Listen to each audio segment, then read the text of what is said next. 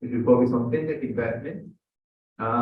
So here will be the panel, and we'll have all leads, panel leads. Good to see you. Our new global head of external innovation and venture investment city. We have Robbie Ilkovich. Robbie is a seasoned fintech investor and a very good partner of Fintech-Aviv for many years. And we have Tal Odi. Tal is the CEO and co-founder of Better. If you haven't heard about Better, just write it Better, and then they'll remarket and they're doing phenomenal in a good way. So great to have you all here. Take it away. Thank you, Tal. Okay. And the ones who joined, you're welcome to get closer if you want to be with us here. We have a very interesting panel discussion with great panelists. Hi guys, how are you? Maybe before we start, we go around the table to introduce yourself. Please go ahead. We're Shinara about the city venture investment in Israel, which was all venture investment for our innovation apps.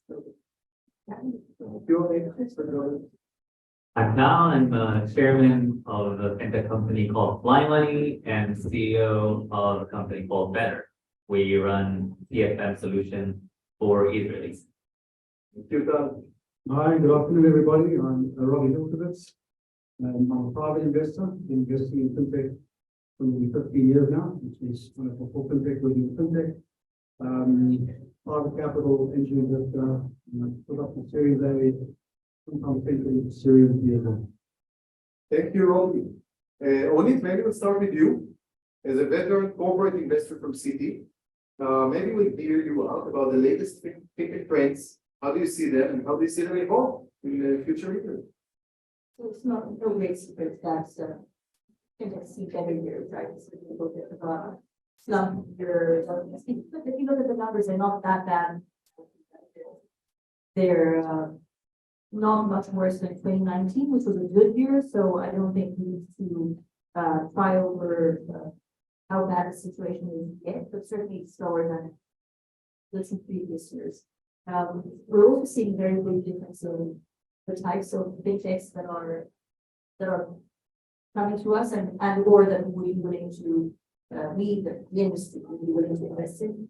Because it's a very cold year for companies that just that have many assets. People don't really want to take out loans, business rates aren't great, business models are shaky, so I think that might be just slightly getting harder. But on the other side, for the data-driven fintechs like which our CFO staff is thriving. So I think it's more a question of finding the right fintechs versus normal fintechs. Yeah, would you agree? Anything to add on top of this, Robbie? So I think that's a very positive, optimistic view of the last couple of years. Certainly, the last 2 years up to a few months ago have been pretty brutal in general in this stage, but in fintech in particular. Any company that is built on the idea that there'll be more funding rounds and capital is free and there's lots of money out there, have been absolutely decimated. The only good news, I guess, is all you had to do was survive to get Europe. Right? So any companies that are service stage companies that are still around, there's still some capital. The plane is much free open. You survive the cold, you end up with one of the few animals in the bush that there's more food for you and there's better chances, there's more water. I think if you did manage to survive, and at this point you've got a real business, the future is looking quite good from there. There's a lot there to do. Thank you very much, Robbie. And Tal, from your perspective as an entrepreneur that just recently raised money for Better for his company, maybe you'll tell us what you see out there. Who are the most active investor types that we can approach as entrepreneurs? Right. So it's only angel investors. Okay. So it's only angel investors. That's what worked for us. We've raised a seed round of 1.5 and then additional debt of 1.5. We are a very different company in that sense because we strive to get to break even as fast as possible, and we did it in less than 12 months. So it opened and unlocked additional investors as well, like corporate investors and other types of them. But VC is really not where we go right now to raise funds. Thanks for that. And Ori, maybe back to you. Maybe with your bit of success stories from what you saw, you are veteran investors, you have a massive portfolio with seed ventures. Can you tell us a bit of the success story we saw recently? Recently, now you're making it a lot more difficult. We'll remove the word, the companies are getting acquired now. There are success stories around there's acquisitions, there's M&A happening on costs. Little to no IPOs, just be careful here. I think it was one and they said it was the first IPO and then I looked at what it was doing and some restaurant, something or other, not really anything in our space. So, you know, we can safely say that success stories right now are in the M&A space. And we can also safely say that the M&As are much, much smaller than they were a year or two or 3 years ago. So there's no success story that if you got in early enough, you could still make good money or get out of things that are, you know, good to get out of, whatever it may be. If you take it a little further, you know, so for us, we made a bet on Honeybook back in 2019. And Honeybook at the time was a small company. People said, how is that even fintech? But they were embedded fintech at its best. They were making payments for freelancers. And rolling forward, the company's growing tremendously, doing phenomenally well. So, you know, they haven't raised money recently because they have a decade worth of runway, which is a great place to be in, right? In a time like this, sitting on a mountain of money, what more can you ask for? But they're growing really nicely. So I don't care what their current valuation is. It'll be a success story. It is a success story. Robbie, in your portfolio, we can find Mambu, Predorex, Hydrogen. Any other success stories we should be okay? So again, the last couple of years, just to survive and be a success, there are a few companies that have actually raised money in the last year or so. One in the UK, the Money Hub, in South Africa, and Yoko raised money. Really in the teeth of the meltdown, which was good. And it's because they had real business, they had real revenues, they had real cash flows, they were selling real products to real people, just here. And the other company that survived, the strategy that survived, was ready to just, use it, get to profitability through cash burn, whatever it takes. So these things are always painful. But the alternative is worse, right? The alternative is you lose the company, or you end up having to take money and the other end of the cow, you basically go and the business anymore. You see your shareholders running the business and your employees. So those business strategies, the ones that the real businesses were able to raise with, and there were one or two that also pulled back the spending, the cash to cash burns low, that just come down and survive. Thanks for that, Bobby. And Tal, maybe from your point of view as a serial entrepreneur, and what do you think are the KPIs for successful fundraising for a fintech company? So at the moment, it's solely focused on revenue. Okay, so again, that's from my perspective, that's what we see out there when meeting with investors. The more we are focused on revenues, and we've practically had to put the only focus there. So we cut R&D, we cut so many other things that could help us in the long term in order to get to the bottom result in the short term. In 5 months, we practically 5 times multiply our revenues. So that's really what helped us get the round done, and revenues is the only thing. Obviously, there are the factors of unit economics, LTV, CAC, and everything around it. However, right now it's revenues and revenues only. Thanks, Tal. Oni, back to you. And from your point of view, you of course better distributed. So we're in the midst of closing around now that has made that revenue. I think they have a big story of where they're headed. They don't have high burn, and we have patience to see through that and bring them to the next place. So first of all, 5x, hats off to you. I'm not taking any credit away from that, but I don't want you guys to go away with the thought that it will become, like a 7-Eleven, right? You need to bring in cash now, and we don't care about anything else. the bigger story, the depth of the tech stack, etc., still matter. And hopefully, I hope many investors will still care about that, because otherwise, I perceive this going a lot longer into the troubled times where, you know, if you don't invest in R&D, you're going to get in trouble eventually. So by that, you're going to have the money to invest, and all about you. But for a general statement, I would. Okay, I think this agreement. And we can still. But I want to ask you, from your perspective as a corporate investor, how do you track the latest trends? Do you make sure to invest in the right companies? We do, say we do three main things. One is we read a lot, like constantly checking all the reports that we're seeing everywhere. The second thing we're doing is we're meeting endless amounts of people, whether it's investors, whether it's startups, whether it's other corporates, in a variety of business fields that try to constantly learn. And the third thing we're doing is we're constantly talking to our business. As a CVC, we have the luck to be very tied into our business and to be able to understand where things are headed.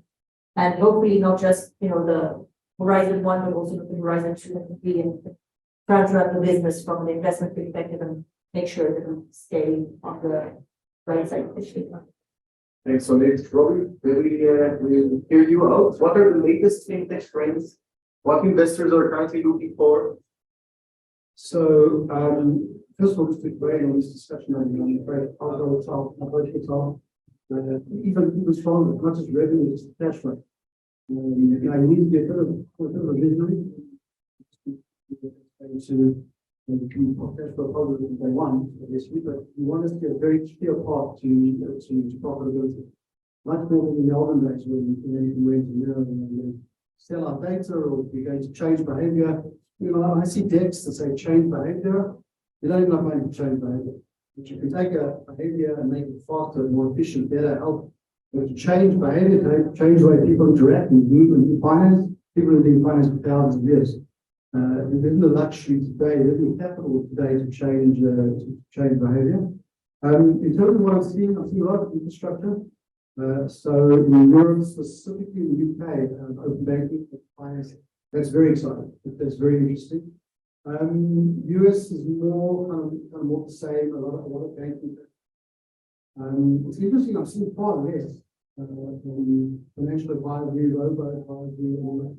Of course, in the 5 years ago, everything that moved was something in the first thing in mind.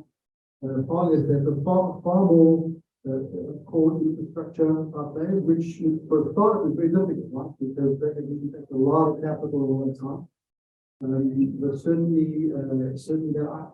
I'm starting to see, I have a buzzword count, right? So if I, first couple of pages of the deck, I count the number of buzzwords and it's more than 5.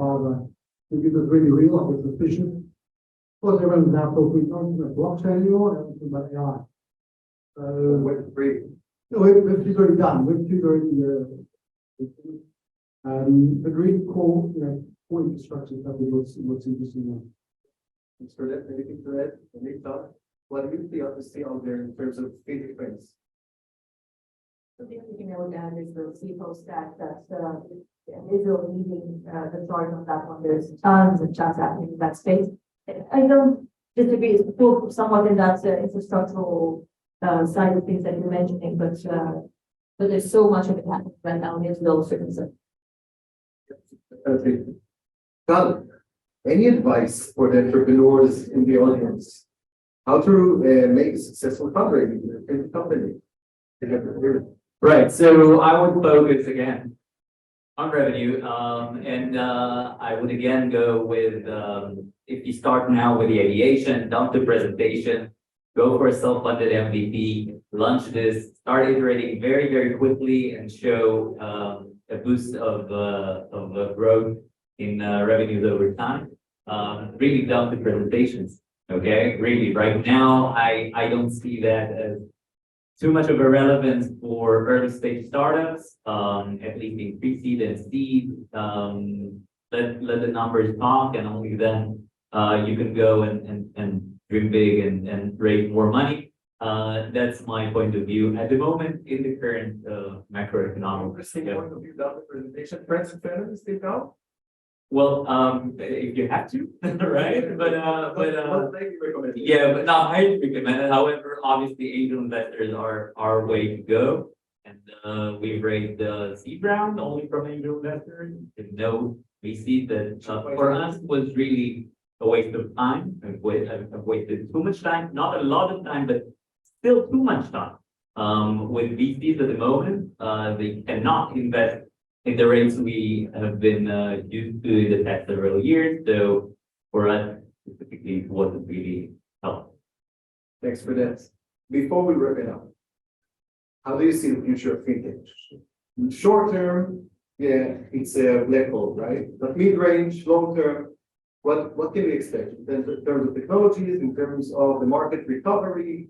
What do you think?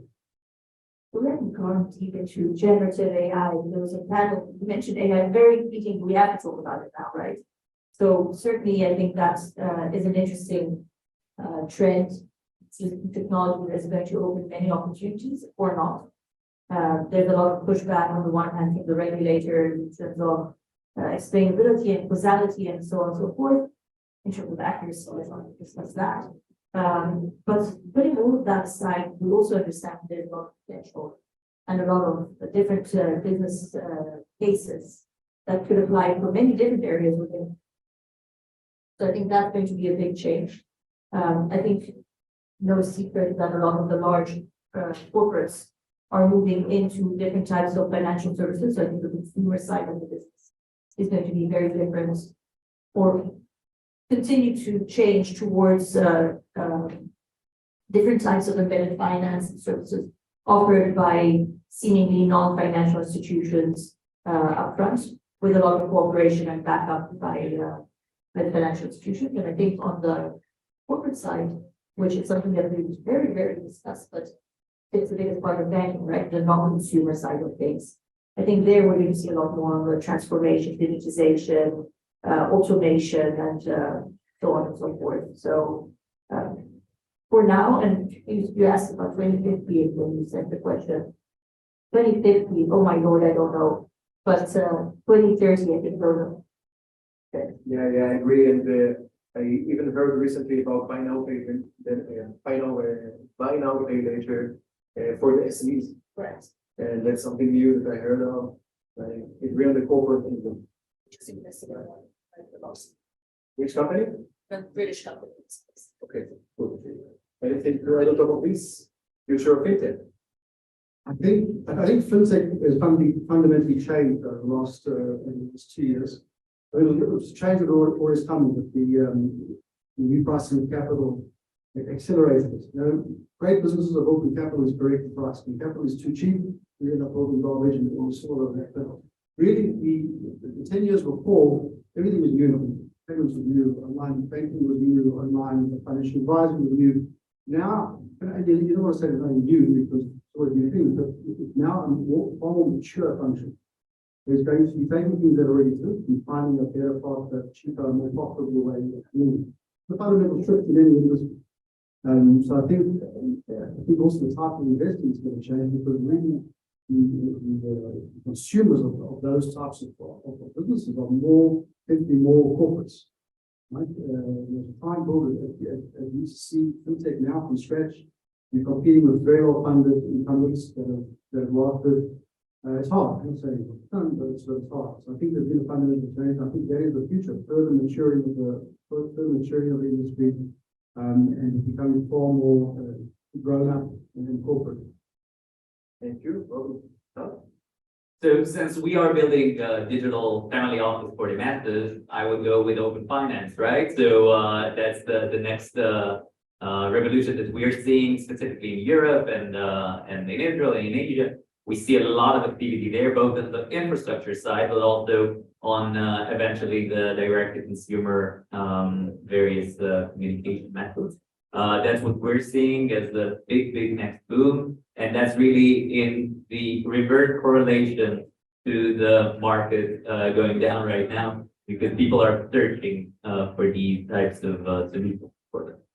Looking forward to fintech market recovery, anytime soon. Thank you very much, Ornit, Tal, Robbie, for being with me and for joining us. Thank you very much.